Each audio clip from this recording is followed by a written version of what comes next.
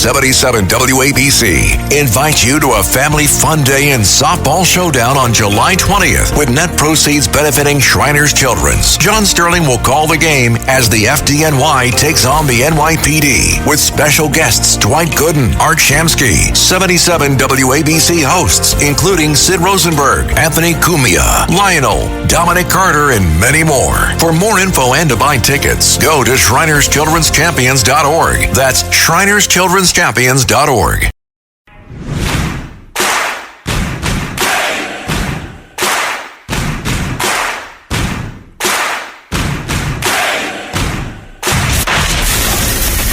Attention Ditto Heads. Attention Bo Scouts. Goes by the pseudonym Bo Snerdley. It's time for the Soul of Excellence. He is a radio host here in New York. The Rush Hour is on the air. Rush. Now here's James Golden. Well, my friends, here we are. It is the Wednesday Rush Hour. I am James Golden, Bo Snerdley. Welcome to the fastest hour in American media. A political earthquake. That's pretty much what happened overnight. Within the last 24 hours. The people of New York have decided, or appear to have decided, it won't be official until the next step in this ranked choice nonsense is done, that a man that was not even an American citizen until the last few years,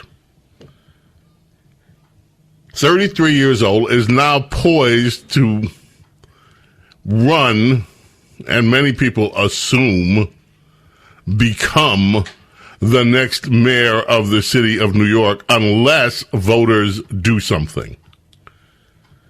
His name, of course, Big Z. The Big Z. Zoran Mandani. And there are all kind of references. If you look to what has happened in London, the once great city of London, people are forecasting that for what will happen in New York. He is an avowed and open socialist, an unapologetic socialist. Andrew Cuomo, who was supposed to be the establishment's choice candidate to become the next mayor of New York, failed miserably. And, of course, the conventional wisdom is talking about the generational change that's taking place within the Democrat Party. And yes, that's part of it. But it's not just this is not just generational. Andrew Cuomo was forced to leave office under scandal. And had he been a more popular figure in American politics and in New York politics, perhaps he would have been able to eke out a victory. Now, he's still not out of it. He can still run as an independent. Of course, Curtis Lewa is running unopposed on the Republican line. And I wonder if people think that if there's a 3-4-way contest, Adams is certainly in it. His poll numbers are in the sewer. He was on Fox News this morning. Adams' numbers are in the sewer. No one's even suggesting that Adams has a shot at this. But he's going to supposedly start his campaign in earnest. Democrats are finding themselves hoisted upon their own petard. And it is going to be delightful to see what comes of this party, even if they stave this guy off now. The future should be clear that the Democrat Party is in the process of a transformation, and that transformation is going to yield more insanity.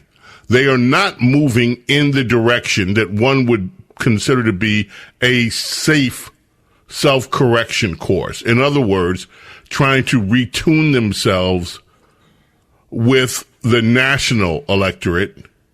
It is hard to see this new Democrat Party emerging as being a party that will attract people from around the country in terms of national politics. Locally, they may do well. It's like Alexandria Ocasio-Cortez, who was one of the main backers of Zoran Mandami, is in a safe district.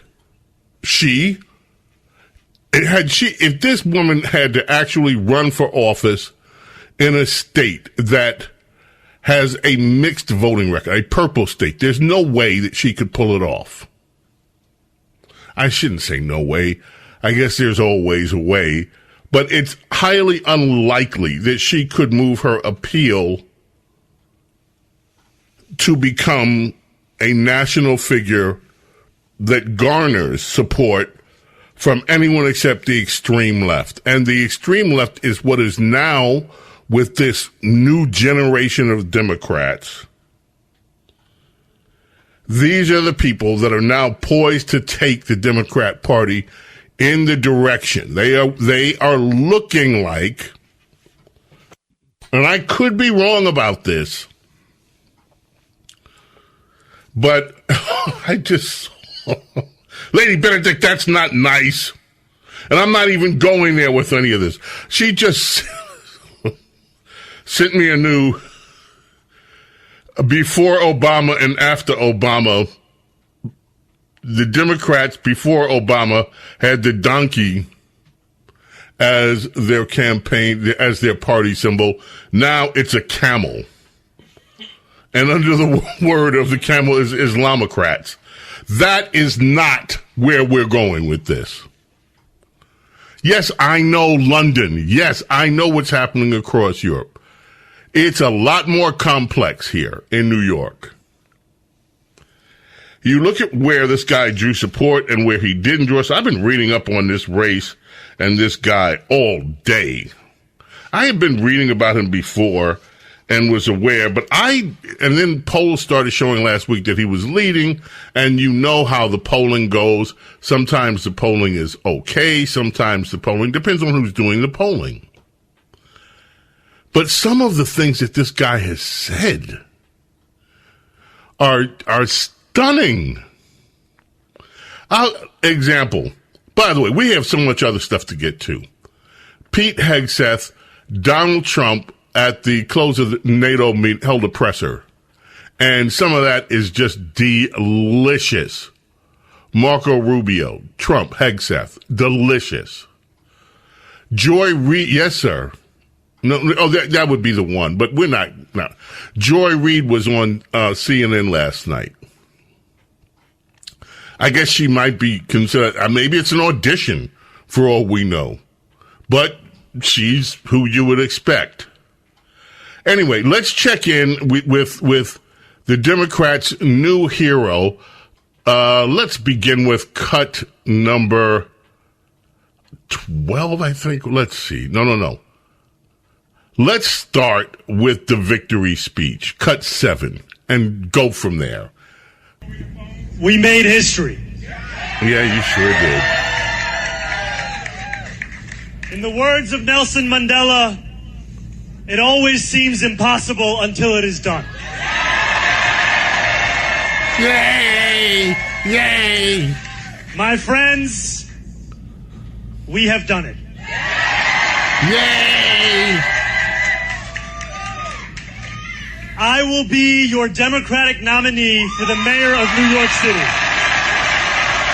This place was packed, by the way, and these people were jubilant. And as I thank you, I must thank those who brought me into this world. I must thank my mother and my father.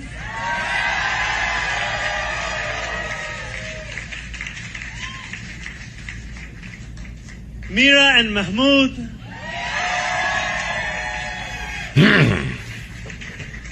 And I must thank He's told his wife. Look, enough, because it's just thank you on this. Now let's get to, let's get to, I'm sorry, I can't help it. I find this hysterically funny that the Democrats have put themselves in this situation. Cut 8. Let's get to it. To reject Donald Trump's fascism, to stop mass ICE agents from deporting our neighbors, and to govern our city as a model for the Democratic Party. Yeah, please. He's going to stop ICE agents. I can't wait to see this happen. I cannot wait to see this guy. Another Brandon Johnson. I can't wait to see this happen. He has promised everybody everything. This is going to be incredible if this guy becomes mayor, to watch him try to deliver. Okay, some of the things that he has promised people. Let's go to cut 10. This is one of my favorites. Grocery prices are out of control. The cost of eggs. This was a campaign ad. Skyrocketing. Some stores are even using dynamic pricing, jacking up the cost over the course of a day depending on what they can get away with. It doesn't need to be this way. I'm Zahran Mamdani, and as mayor, I will create a network of city-owned grocery stores. It's like a public option for produce.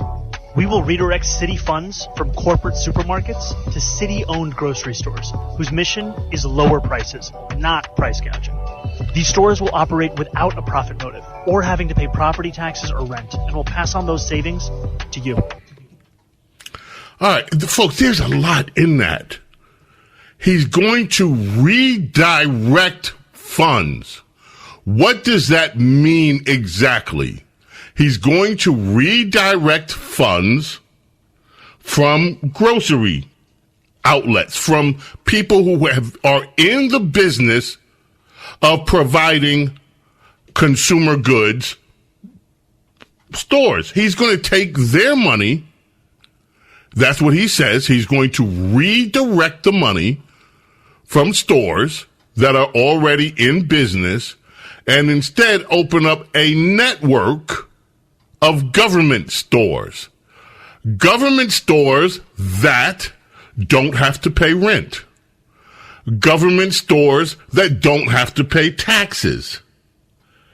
And with the savings, because they're going to limit the overhead by not paying rent. I guess they're just going to commandeer property or take government existing property or just, I don't know how they're going to come up with the property, but they're not going to pay rent. And they're going to lower prices for everybody with not one, but a network of government stores that will be competing against legitimate businesses. And yes, I use the word legitimate because this is totally illegitimate. And I can't wait if he tries to implement this for the lawsuits to come springing out from everywhere. This is illegal competition. This is tort interference. This is interference in the way that normal people do. You're going to open up a store to compete with other stores by taking their money and then using it against them? Oh, this guy's a piece of work. And in front of he's going to stop ICE agents. One quick other thing. He was asked what happens if Israeli PM Benjamin Netanyahu comes to New York City under his mayorship, and this is how he answered. Mayor Mamdani, would you welcome Prime Minister Netanyahu to New York City for whatever he comes for, given the U.S. is not a signatory to the ICC, so he can travel to the U.S., unlike a lot of other countries. Would a Mayor Mamdani welcome Benjamin Netanyahu to the city? No. As mayor, New York City would arrest Benjamin Netanyahu. This is a city that our values are in line with international law. It's time that our actions are also. Even though the U.S. is not a signatory to the ICC? No, it's time that we actually step up and make clear what we are willing to do to showcase the leadership that is sorely missing in the federal administration. Commie stores. He's going to arrest people he doesn't like. These people, I wonder if the No Kings people have know about this guy. Because this is taking us back to almost feudal days here. Heavenly birthday today for George and Michael. Wham passed away 2016, age 53.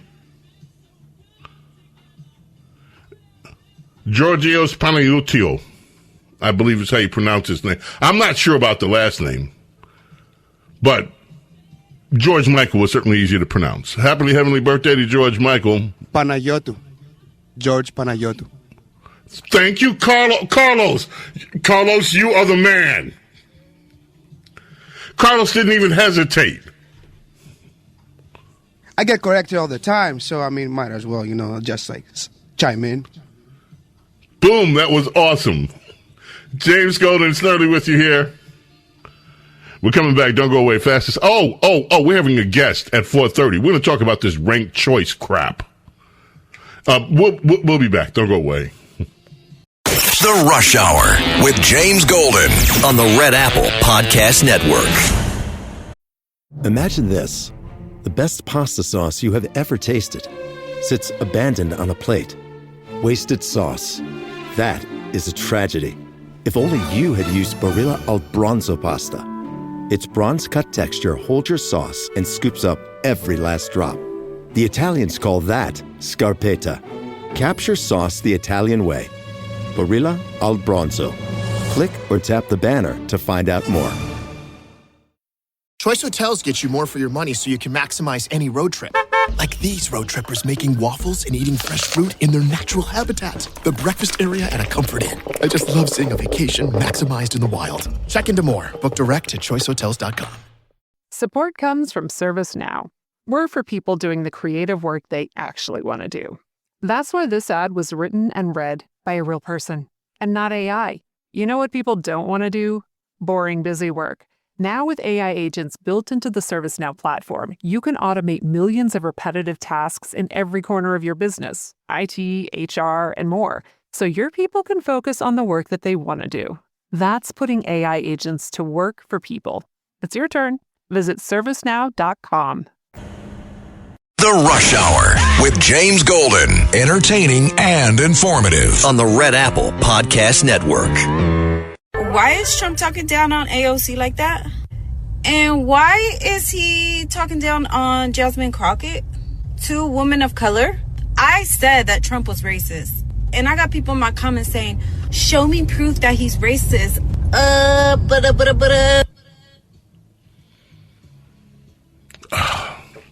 What do the two of them have in common? She will never understand it. You know, I love all these stories lately. Jasmine is still out there complaining that she's not being given intelligence. Cut 3, real quick. Question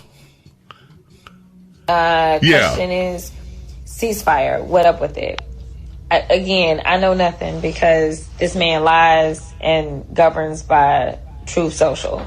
So I have no idea. All we know is what we get on the reporting, which supposedly part of the ceasefire includes Israel stopping what they're doing. And so I don't know. I don't know. I don't know. So I don't know. I don't know. I mean, I don't get Israel briefings. I get, at this point, I'm not getting U.S. briefings. So I don't know. I don't know that I would believe it. I think we will know when we get reports that ain't nobody else being attacked. We'll get reports when ain't nobody else get. Okay, enough of that. Enough of that. You think there's a reason? David Pace was born on this day. American keyboardist, singer, composer. Toto had this one. He's worked with so many people like Michael, Aretha, Quincy, Boz Scaggs, all of that. James Golden, Snerdley. It is Bo Snerdley's Rush Hour, the fastest hour in American media. We're going to talk ranked choice when we get back. Make sure you're here. Don't go away. The Rush Hour with James Golden on the Red Apple Podcast Network. The Rush Hour with James Golden. Entertaining and informative on the Red Apple Podcast Network.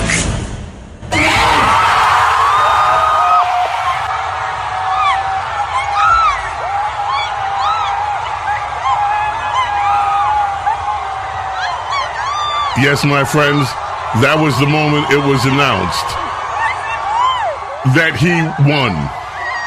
Zohan had pulled it off.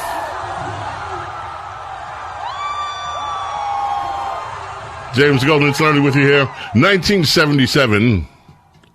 On this day, Marvin Gaye goes to number 1 on the American singles charts. It was his third number 1 single. Got to give it up. And you should ask Pharrell and Robin Thicke how they must love this one, because they had to pay dearly for ripping it off. James Golden Snerdley with us right now. We are so pleased to have Jason Sneed. He is the executive director of Honest Elections Projects. Gee, I wonder what made you decide to look and do that, Jason. How are you? I'm doing great. Thank you for having me on the program. Jason, please explain to me and to other people who may be or have confusion about ranked choice voting. We know California does it. Alaska does it. And Democrats seem to be moving toward this as a way to do what exactly?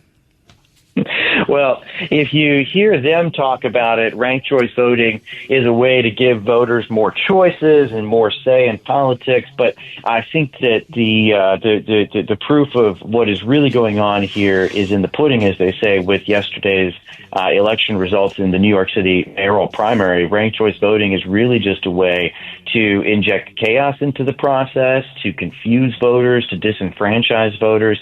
But ultimately, and most importantly for the people pushing it, it's about pushing politics to the left.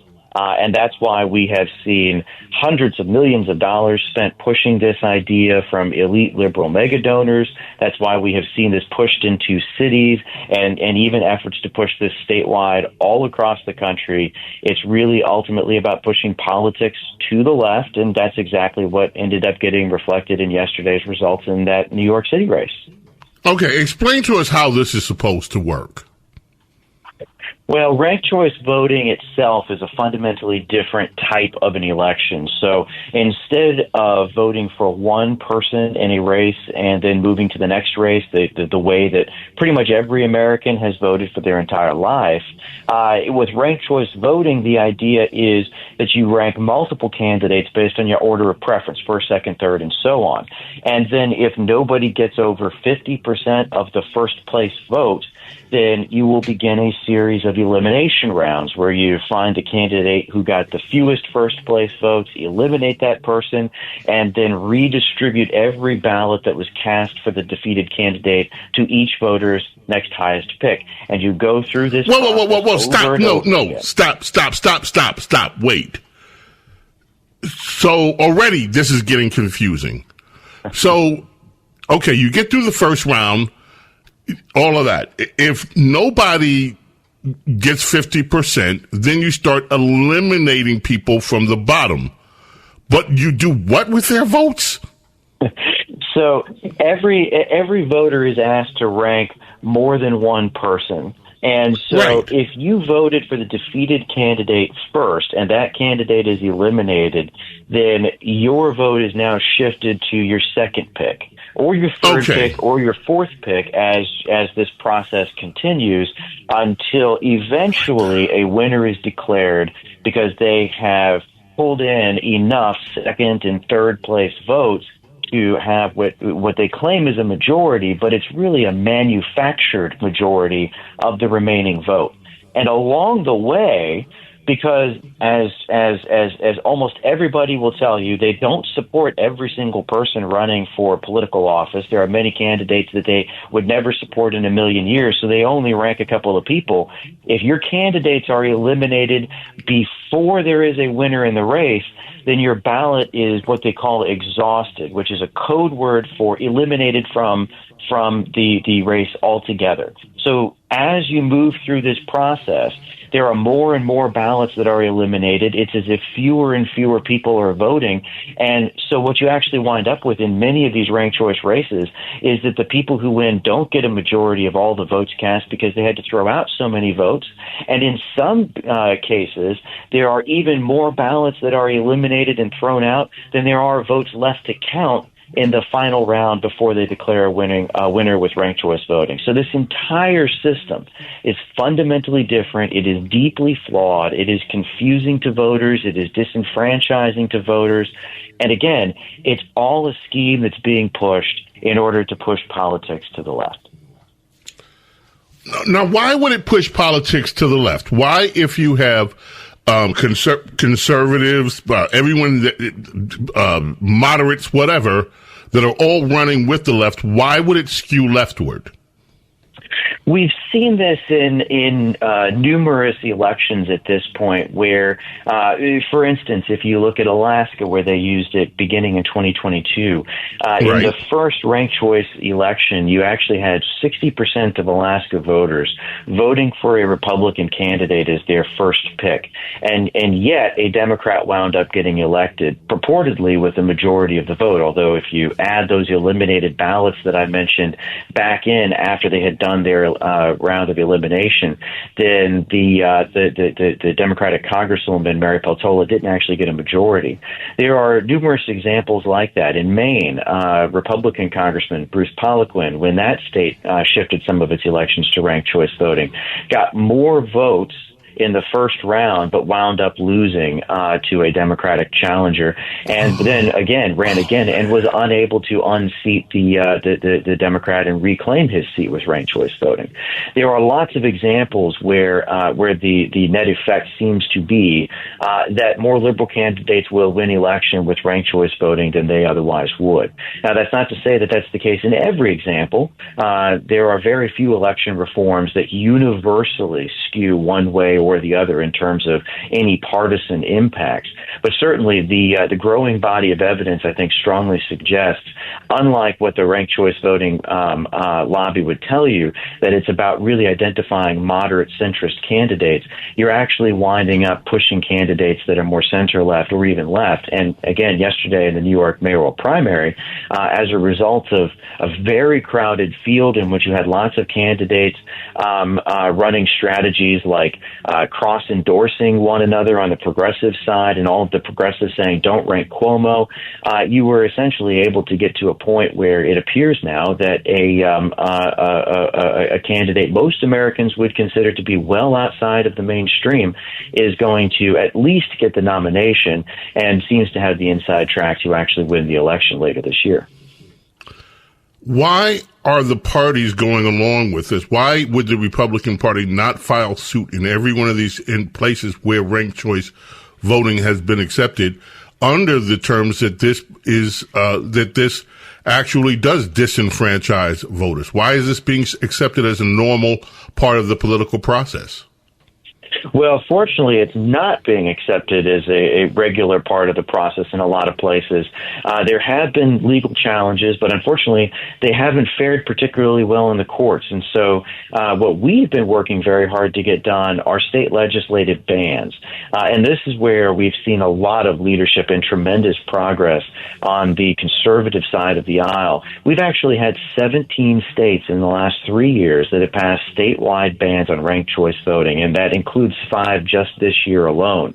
Last year in November, adding to that total, you had 6 states that rejected by wide bipartisan margins ballot measures that were designed to bring ranked choice voting into states like Idaho, Montana, Nevada, and Arizona. And again, that's a fairly wide spread of states in terms of ideological spectrum, and yet you had 60 or 70% of the electorate in blue states, red states, and purple states all saying no to ranked choice voting. So the good news is that there's not really much appetite, but that's not to say that there isn't a concerted drive to push those ballot measures in those states that I mentioned, those 6 states last year.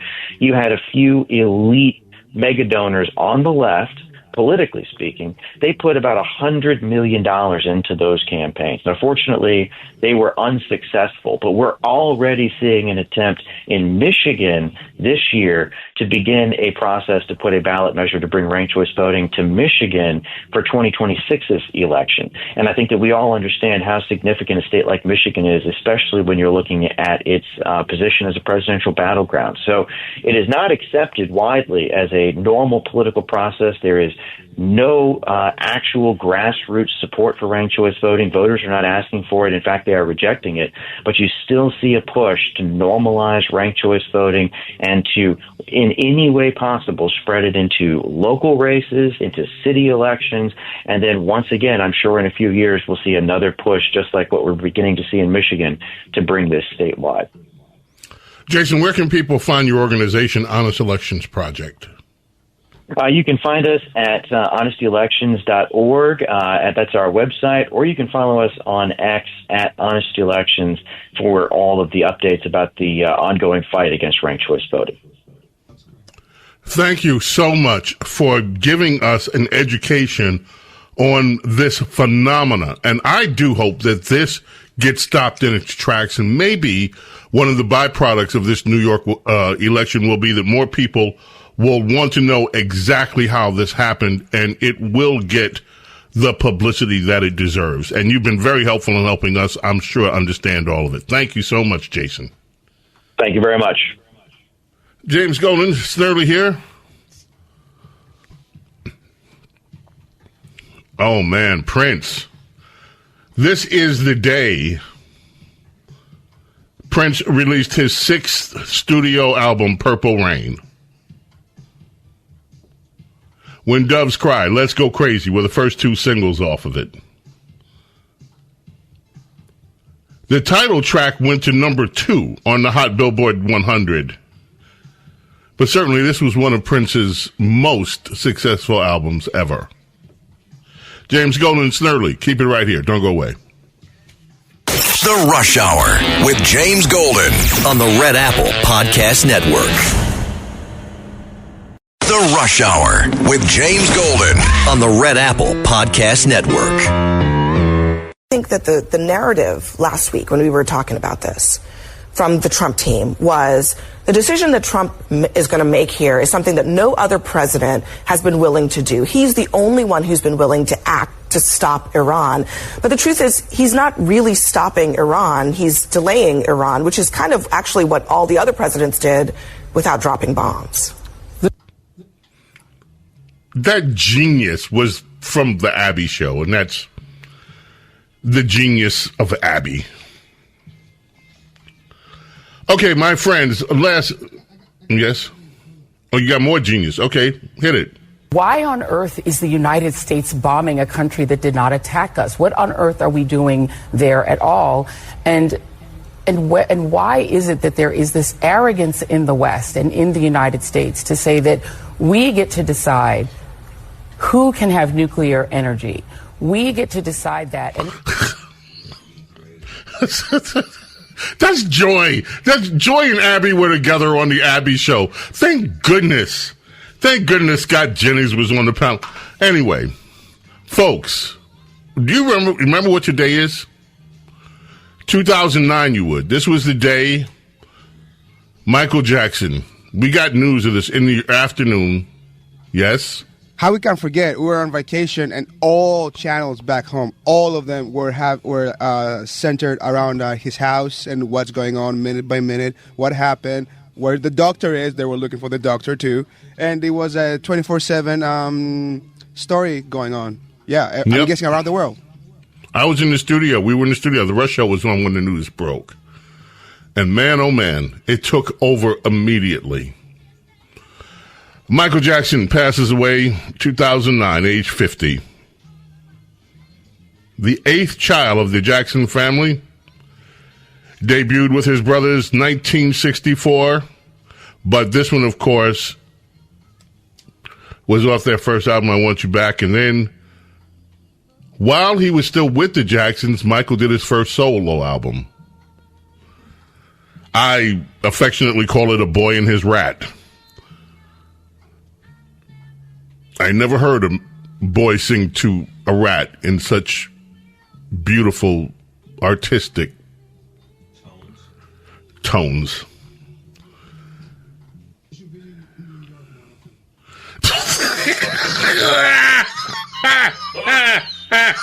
Carlos with the quick lines today. You're just on fire today, Carlos. Okay, and then, of course, Michael's solo career just blew up.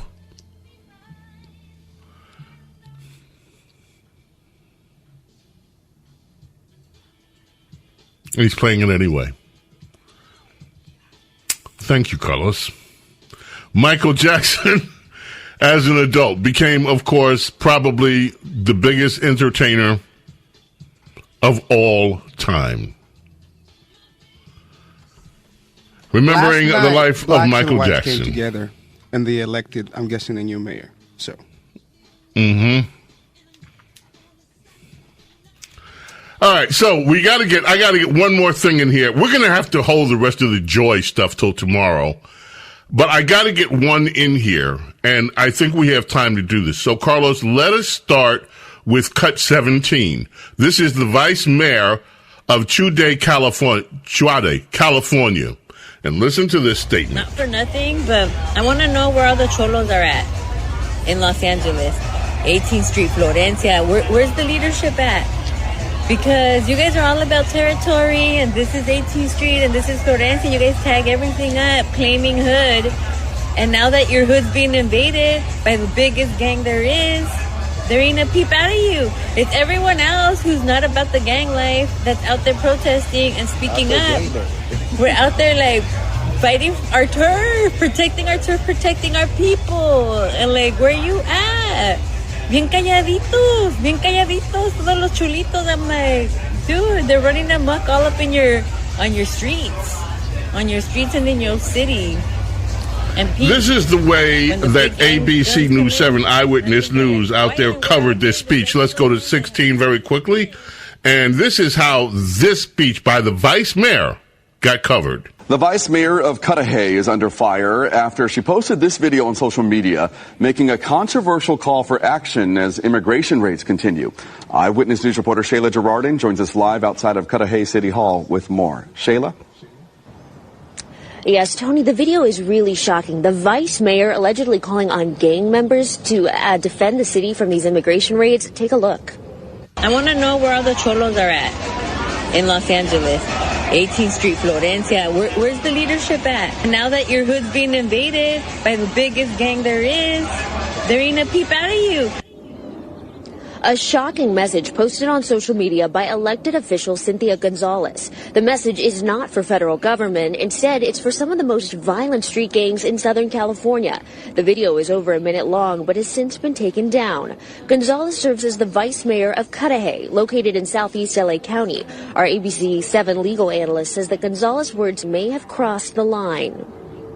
That takes on a far more sinister meaning and perhaps even criminal meaning behind it. I mean, it is one thing to say, local people of the neighborhood, stand up for yourselves. It's another thing to actually call out the names of different criminal street gangs and ask them to protect their neighborhood.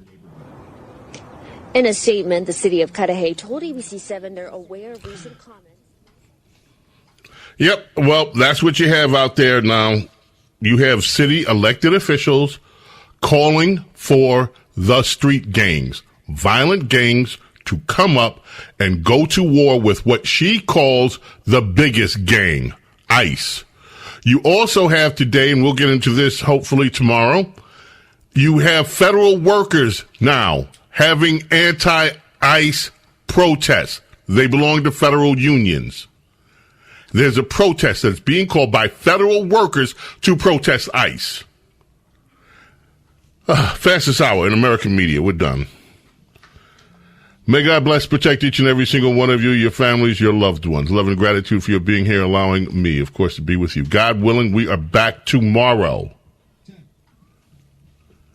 And we'll continue this and more. In the meantime, I bid you adieu.